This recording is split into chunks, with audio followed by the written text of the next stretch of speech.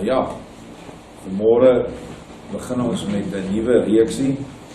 Nie dat die moederreeks klaar is nie, daar sal seker nog 1 of 2 boodskappe daarby kom. Maar ek het 'n ruk terug moes ek ook hierdie Odes weer deurgaan van Salomo. Nou die Odes van Salomo is een van die boeke wat uitgehaal is uit die Bybel, of nee, kom ek sê dit so, dit was nooit eers deel van die, wat ons noem die Deuterokanonieke boeke. Jou 66 boek Bybel is 'n kanon, dit is hoe hom gemaak het, in 323 na Messias het hulle gesê, dit is nou kanoniek. Nie dat dit iets met 'n kanon te doen het nie, want daar was nog nie in 23 na Messias kanonne nie. Beskryf is in die 14-1500s ontdek. Maar dit het hulle 'n kanon genoem. En al die ander boeke wat Luther gevat het en gesê, hierdie is nie geskik vir ons nie, het hy Deuterokanoniek genoem. Deutero beteken so semi. En dan al die ander boeke wat rondgelê het, het hulle as apokryf beskou. Apokryf beteken baie onsekere oorsprong en kan ek maar sê, of die kennis is nie heeltemal reg nie. Nou, die meeste van die goed wat ons ondersoek het, toe ons die boek van herinnering van mekaar gesit het ons gevind, dat elke boek wat met die Roomse siening verskil, die is uitgehaal. En die boeke wat toe later aan met die protestantse siening geclash het, as ek dit so kan noem, is ook uitgehaal. Die Odes was 'n apokryfe boek. En ons het dit in die boek van herinnering moes sit in opdrag van Vader. Nou, as die Odes in die Bybel was daar geen twyfel ooit oor die koms van die Messias nie. Want die Odes besing die Messias, maar die Odes besing nog iemand langs die Messias. En dit is wat hulle nie kon vat nie. En dit is die Trooster Gees. Ons moeder wat ons nou al ontdek het. En nou kan ons met 'n nuwe bril, kan ons die Odes van Salomo lees, want die is verskillende entiteite wat praat. Die wat nou nie is, moenie die mekaar raak nie. Jahwe Elohim is een, staan in die skrif, en vir gemaklikheidshalwe, dit is een familie. Gister het ek nou weer 'n stryery met 'n man. Ander mense noem die Elohim magtiges, wat seker nie verkeerd is nie. Maar dit pas nie in, as 'n mens na Yeshua se leer begin kyk nie. Dan kan jy nie in die koninkryk kom deur 'n magtige te wil wees nie. Inteendeel, jy kon nooit in die koninkryk kom. As ons net gaan kyk hoe ou Adam aangevat is, later aan, toe die seuns groot was, en hy was definitief eers aangeneem, nadat hy baie bitter berou op sy knieë gehad het. Maar nou kom ons en ons te doen met mense wat organisasies stig en hulle sê hulle is Christene, inteendeel hulle praat dat hulle 500.000 lede by samekomste kan kry, en nou noem hulle self mighty men, magtige manne, en hulle word almal basies kwekerlinge van die hoofkweker, hulle word soos hy, en hulle dink hulle kan vir God of vir Vader Jahwe skreeu, en hy sal doen wat die skreeuer gaan sê. Hy skreeu dat dit sal gebeur in die kabinet en almal sal bekeer wees, wanneer Antonie so by my man sou almal bekeerd gewees het. Ja, hy skreeu dat daar nie meer droogte gaan wees nie, en nou met Vader, na sy skreeuery luister, praat nou van Angus Bakker, nou sommer duidelik weer. Want dis 'n probleem met daai man, dis 'n probleem, want hulle skep 'n ander beeld van ons Vader. Hulle skep 'n ander beeld van ons Yeshua, wat een is met die Vader. Hy was sag, nederig en liefdevol, en so het hy ook sy mense geleer. So, ek wil net vir julle noem, dat hierdie vervalsings, wat maar gekom het deur al die eeue, of deur die duisende jare, sou nie daar gewees het, as hierdie boek daar was nie. Want die sou almal vasgevat het, en gesê, nee, wag 'n bietjie. Wie is hier, wie praat hier? Dis nie Yeshua nie, dis nie die Vader nie. En dit is wat ek dan met hierdie lesings eintlik wil net duidelik maak, dat almal die boek verstaan. Nou ja, 'n ode is 'n liriese lofgedig oor 'n verhewe onderwerp. Madonna sal nooit 'n ode kan sing. Verstaan jy? Dit is totaal en al onmoontlik. Dit moet iets wees oor 'n verhewe onderwerp. Daar is net een verhewe onderwerp. En dit is Yeshua, ons Vader, ons broer, ons vriend. So, Salomo skryf hierdie gedeelte, nog toe hy by Vader was. Salomo het ook maar 'n einde gehad, soos baie ander mense. Daar, as 'n bedelaar, gestroop van sy koningskap, tussen die heidene, daar het hy gesterf. Dit kry in 'n boek, die Testament van Salomo. Nou ja, van die odes is weg, van die odes is half, maar kom ons kyk. In ode 1 is dit Yeshua wat praat. Jahwe is soos 'n kraans op my hoof, en ek sal hom nie verlaat nie. Die kraans van waarheid is vir my gevleg, en sy het die takke binne my laat bot. Want sy is nie soos 'n verwelkte kraans wat nie uitbot nie. Maar U is lewendig op my hoof, en U het op my gebod. U vrugte is vol en raseg, hulle is vol verlossing. 'n Wonderlike gedeelte wat nou skielik uit die papier spring, nadat ons Abigail gelees het, en Rut gelees het, en wat het ons nog, ja, Esther. Wie is dit hier? Die waarheid is die troostermoeder. En die kraans wat bot, dit was nie as jy nou gewone kraans vleg met takke, dan is dit dood, jy knip die goed af. Maar hier praat hulle van 'n bottende kraans, wat lewendig is. En die waarheid is lewendig. En daar's vrugte. Baie duidelik, goeie, mooi, vol vrugte, maar ook suiwer of raseg. Die woord daar, sover ons dit kon kry, ons het die in Grieks gekry, toe trek ons dit na Hebreëus toe, en daar is die woord tamim. Raseg, natuurlik in die gees en die vlees. Ode 2 is weg, en Ode 3 se eerste vers is maar net die woorde ek beklee. Maar die volgende vers verklaar dit dan daarom. My ledemate is met hom, en ek hang aan hom, en hy het my lief. Hier is dit weer Salomo wat praat, namens die volk. Want ek sou nie geweet het hoe om Jahwe lief te hê, as hy my nie lief gehad het nie. Wie kan die liefde verstaan, behalwe hy wat die liefde ontvang? Ek het die uitverkorene lief, my siel het hom lief, en waar sy is, daar is ek ook. Ek sal nie 'n vreemdeling wees nie, want die hoogste El en die barmhartige meester koester geen wrok nie. Ek is verenig met hom, want die geliefde het die geliefde een gevind. Omdat ek daardie seun lief het, sal ek 'n seun word. Nou ja, wat eintlik hier gebeure is, dat die siel van Salomo in die ou bedeling verknog en vas was aan die gees van wysheid, die moeder wat in die Ou Testament as trooster opgetree.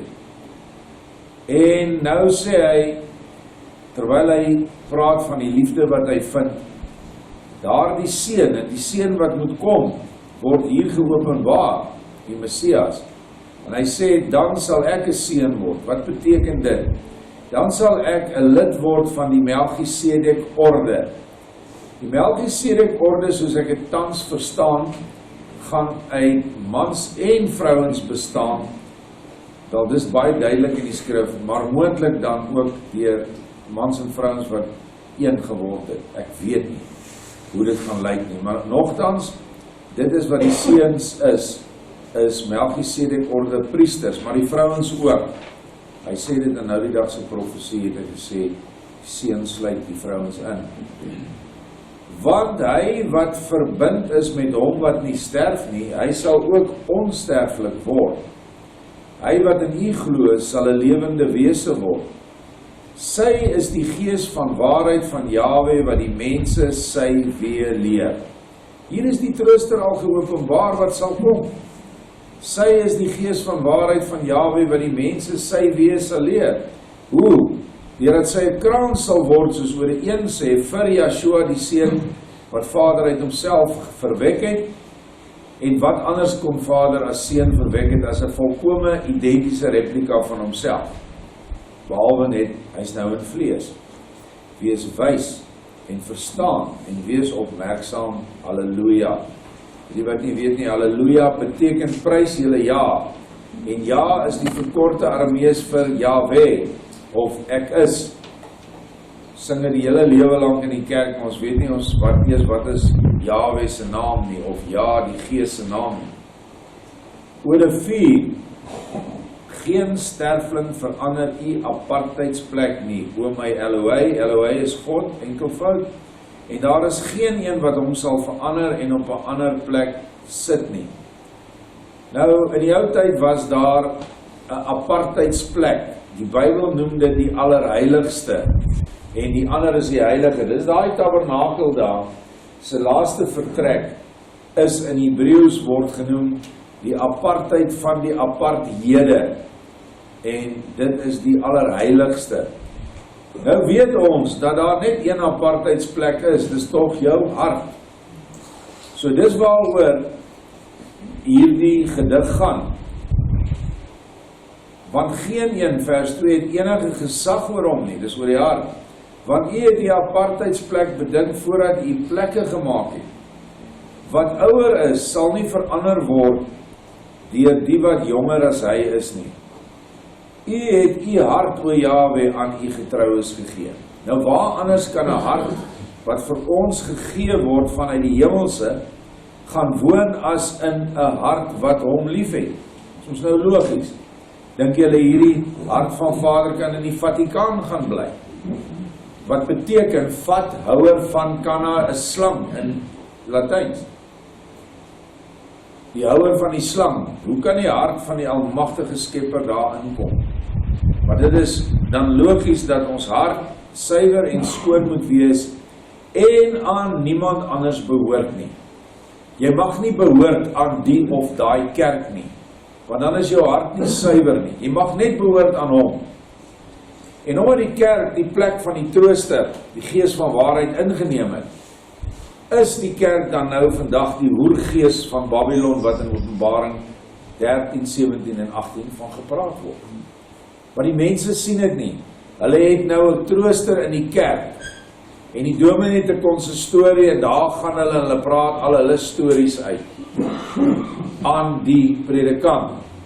In plaas van dat sy haar hart saam met haar man oopmaak voor Yeshua en vir hom vir oplossings vra. En sien julle nou hoe het ons in 'n stelsel ingebeweeg, doelbewus ontwerp, omdat hulle nie wou gehad het dat hierdie waarheid na die mens toe moet kom nie. So het hulle 'n plaasvervanger vir die troostergees, die moeder, wat ons van in die Nuwe Testament lees en wie ons nou ook al die naam van het, naamlik Miriam. Niks met Yeshua se ma te doen nie. Dit is die gees in die hemele se naam wat geopenbaar is aan die engele in die boek wat ons nou ook ken as die Nuwe Bybel. Kan maar gaan lees daar. Maar hierdie hart word net aan die getroues gegee, vers 4. U sal nooit onbekwaam wees nie, ook sal u nie vrugteloos wees nie. Want 1 uur van u waarheid is beter as al die dae en jare. Want wie sal hom beklee met u guns en verwerp word? Want u seël is bekend en die skepsele is bekend met haar. Jy sien, nou moet jy die lesings ken wat ons in die vorige reeks gedoen het. Dat Serubabel, die een wat die vrou ontdek, kry ook die opdrag saam met Joshua, die hoëpriester, om die seels te breek wat die klip vashou. Die klip is verseël met 7 seels. Die 7 seels is die verborgenheid van die 7 aardsengele en die 7 engelgeeste en die 7 kleure van die reënboog en die verbond wat hy met Noag opgerig het, wat nog steeds met ons van toepassing is, of op ons van toepassing is. So nou het die rots wat verseël is, het bekend geword. En dit is die hoeksteen van jou innerlike huis. So jy kan nie 'n hoeksteen, 'n huis bou, of 'n geesteshuis bou, as jy nie waarheid het as hoeksteen. Waarheid kom net vir die wat Yeshua liefhet. In watter vorm kom sy? Sy kom in die vorm van 'n mamma, van 'n moeder. En jy's klein. In die gees moet jy klein wees, nie 'n mighty man nie. Want die trooster troos nie mighty man nie, want hulle kan hulle self troos. Of hulle voorganger kan hulle troos. Ons moet klein word. Kom ons kyk, wat kry jy dan? En die leerskare vers 8. Hou haar, en die uitverkore hoofboodskappers is met haar bekleed. Nou dis nou waar in hierdie bedeling, want daai kandelaar is die uitverkore hoofboodskappers se geeste wat daar brand, of wat moet brand in jou hart. En hierdie kandelaar se staander is Yeshua met die trooster in hom, of soos ons in 'n vorige lesing oor Openbaring 1 gesien het, Yeshua hou die 7 aartsengele in sy regterhand vas, maar hy staan tussen die kandelare en uit sy mond gaan 'n swaard. En daardie swaard is die trooster waarheid. Dis die tweesnydende swaard. Maar die uitverkore boodskappers is nou met Yeshua en die trooster bekleed. En die ding het eintlik omgegaan waar in die ou bedeling waar Lucifer geval het, was die waarheid eintlik in gevangenskap en kon nie uitkom nie en kon nie uit daardie gevalle toestand daar skepsels uitbring nie. Maar nou met Yeshua, wat dit nou gedoen het, soos wat ons gelees het, hy vir Abigail gaan haal, nadat die Nabal boosaard of dwaas dood is, vir Naomi en Rut wat terugkom, is alles daar in daai verhale verweef.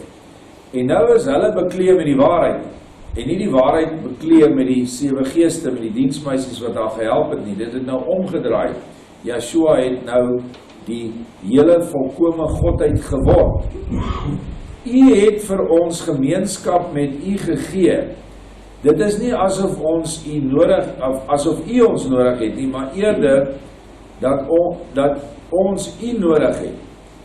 Hy het ons nie nodig gehad nie, hy het ons sy skepping alleen bedryf het. Maar hy het besluit, hierdie skepping is so mooi, ek gaan nou kinders na my beeld in die skepping inplaas, as geesteswesens. Later aan toe het die dinge na die val verander, dat ons nou vleeswesens is, wat hieruit moet kom. Sprinkel u dan oor ons u dou, en open u ryk fonteine, wat vloei met melk en honing vir ons. Eerste waarneming wat jy nou al behoort te hê, is dat alle fonteine en dou en reën is vroulik in Hebreëus. So dit verwys na die gees. Dou kom vroeg in die môre. Vroeg in watter môre? In die môre van jou bekering en opstanding in Yeshua. Want dou is 'n vroegoggend water. En is 'n verfrissende water. So die fonteine word dan oop in jou, sodra jy die waarheid kry, sodra jy met haar bekleed word, kry jy die dou. En dan open die ryk met melk en honing, waar melk wysheid is en honing liefde. So nou het jy 3, melk, honing en liefde, wat kort nog? Die krag. Maar dit is juist die krag wat deur jou vloei, want jy sal nie hierdie goed kry sonder die krag van Yahweh nie. En asseblief, dis nie 2 miljoen volts nie. Die krag van Vader is juist presies die teenoorgestelde van 'n magtige krag. Dit is 'n krag om te kan vergewe, dit is 'n krag om te kan dien, dit is 'n krag om die minste, die laaste en die kleinste te wees. Dis 'n krag. En dis die krag wat ons moet hê. En is nie maklik nie, want ons wil almal altyd mighty men wees. Maar ons wil nie small en insignificant wees nie. Klein en onbelangrik en onbeduidend nie. Want dis wat hy wil hê, dat dit is hoe hy sy knegte se toestand wil hê, sodat hulle dan by hom sy krag kan kry. Dink maar 'n bietjie daaroor, want by u, vers 11, is geen berou, dat u berou sal hê oor enigiets wat u beloof het nie. En die einde is aan u bekend, want wat u gee skenk u mildelik, sodat u dit nie van nou af aan sal terugneem nie. Want alles is aan u as die Elohim bekend, en is van die begin af voor u gereed gemaak, en u, my Elohim, het alles gemaak. Halleluja, prys heel ja. Nou, vers 11 kan 'n klomp mense jou nou kap wat die Bybel ken, hulle sal sê, maar hier staan in die Bybel dat Vader berou gehad het, want daar staan hier, want by U is geen berou, sal hê oor enige iets wat U beloof het nie. So die berou gaan oor dit wat hy beloof het. Hoekom het hy berou gehad dat hy die mens gemaak het? Omdat hy die mens met 'n vrye wil geskep het en hulle vrye wil so boos aangewend het. Partykeer raak ek so op hierdie plaas. Nie dat ek iets is nie, maar ek het net berou en ek sê, hoekom al hierdie mense inbring as hierdie ander so met ons aangaan? Alles wat hulle net vir hulle self kan gebruik, doen hulle. Dan berou dit 'n mens. Maar dit is die berou oor die verval, wat beloof is, kan ons nie uitvoer nie. Wat beloof was aan Adam, was dat hulle gehoorsaam moet wees, en dan sal hulle die hele heelal bestuur. Maar hulle was nie. En hier by die plaas is ook dieselfde. Ek en baie mense wat hier al 'n lang tyd is in werk, het beloof aan Vader, dat ons sy kinders 'n hawe sal gee. In die gelofte van 2003 het ons vir sy kinders 'n hawe beloof. Ons gelofte by Gilgal, vir die wat nog gered kan word, die wat nog suiwer kan word. En dan het 'n mens berou oor mense wat hier inkom, en dink dis 'n duiwelsnes waar hy net kan aangaan en aangaan soos wat hy wil. Ongeag wie hy seermaak, wie hy te nakom, dit pla hulle nie. Maar ek weet dat Vader aan die einde, en hy sê, dit wat hy beloof het sal gebeur. Ons moet nou maar deur hierdie dips gaan wat ons elke kort hier kry, en hy sal hierdie plek 'n plek maak van hulle wat so gelowig sal wees. En ek wil weer my voorbeeld gebruik, dat Anna-Marie geen sleutel om die yskaste het nie, dat die kos net daar neergesit word, en elkeen kom skep so min, want hy so bang, hy maak sy broer, kry dalk nie kos nie. Ek hou die kluise oop, duisende rande kan net so oop wees. Ons selfone kan orals lê, wat nie nou kan nie. Eers dan is jy bekeerd. Eers dan, wanneer jy nie na die tafel toe stap en omtrent 'n kwart van die pot in jou bakskap skep nie, en dan daarvoor dit vir jou 10 katte gee wat jy aanhou nie. Dit is waarheen ons streef. Maar as ek net daaraan dink, dan sê ek, o Vader, ek weet wat ons daar gaan ons met hierdie stene ooit so 'n huis gebou kry. Ons gaan hier vir ons stene stuur wat so is. Maar nou ja, dis hoe dit was. En ons moet teruggaan. Laaste Ode 5 of vanoggend. Ek dank U, o Jahwe, omdat ek U liefhet. O hoogste El, verlaat my nie, want U is my hoop. Ek ontvang U barmhartigheid vrylik, ek sal deur hom leef. My agtervolgers sal kom, maar hulle sal my nie sien nie. 'n donker wolk sal voor hulle oë kom, en 'n ondeursigtige mis sal donkerte oor hulle bring.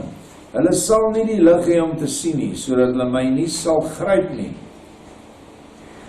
Hulle plan sal dwaasheid word, en dit wat hulle saam gesweer het, sal terugkom op hulle eie hoofde. Want hulle het 'n plan uitgedink, maar dit sal vir hulle tot niks kom nie. Hulle het besoedelde planne gesmee, maar is bevind dat dit te vergeefs was. Van die vroegste tye na die apostels se dood, eintlik nog tydens hulle diens wat hulle gegee het, was daar mense also Simon die towenaar en ander vals leraars wat die evangelie verdraaid aangebied het. En van daai tyd tot nou het die Satan en sy knegte se besoedelde planne nooit opgehou nie. 'n Plan sodat ons nie by Yeshua en die waarheid kan kom nie. Anders te gestel dat ons nie by Yeshua, die manlike, en Miriam, die vroulike, kon uitkom nie. Dit was hulle plan. Want hulle het geweet dat om bruid te word, moet jy aangetrek word deur iemand.